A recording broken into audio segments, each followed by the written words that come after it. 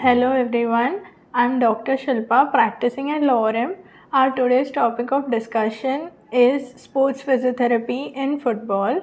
As we all know, football is a game that has a lot of direction changes and a lot of movement involved. And who better than us physios can understand the importance of movement?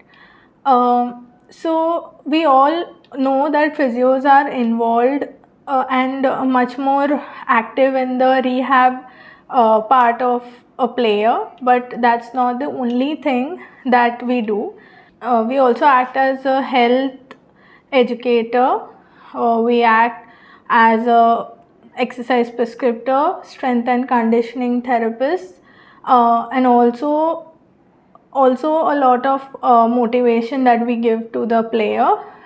So here in this while we are dealing with rehab, we deal with a lot of injuries that occur on field, as well as that involves on field physiotherapy, which has many techniques that we use, such as icing to reduce the muscle cramps, or if there is sudden injury, we give a green signal to the player whether they can continue playing in the match or not.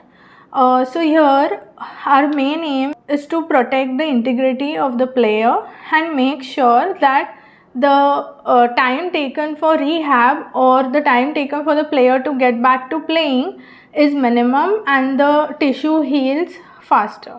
We deal with a lot of things, such as if a player is injured, we take care that the rehab is done properly.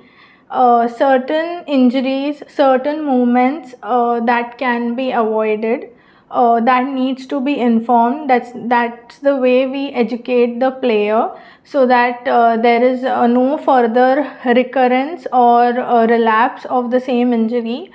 A lot of players face issues such as an ACL tear. They undergo surgery if it is severe.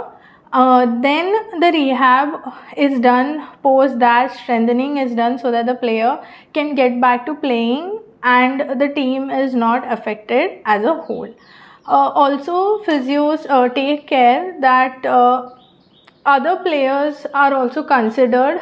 Each strength and weaknesses of the players are considered and train them accordingly, optimally loading the muscles so that they can perform better in the game.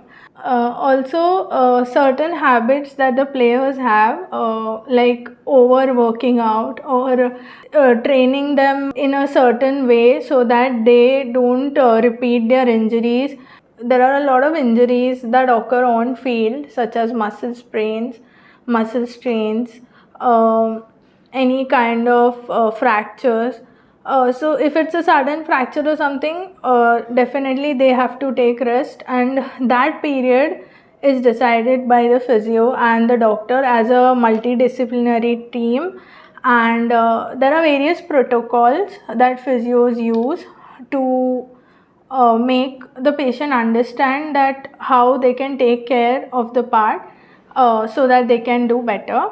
So there is something called as price protocol, that is protection, rest, ice, compression and elevation. This is the format we usually ask the player to follow, so that the part is protected, and as well as if there is a swelling or something is reduced, and then slowly we can further do the rehab and train the player accordingly.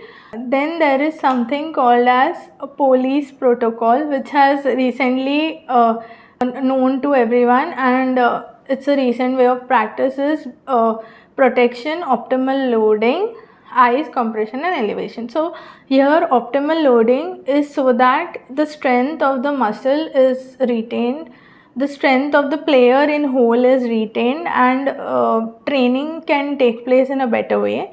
Also follow up of players, and making each player do specific tasks that will help as in for teamwork as well as for the game. So, as sports physios use a lot of techniques, and those techniques are all used into making the players rehab easier and fun.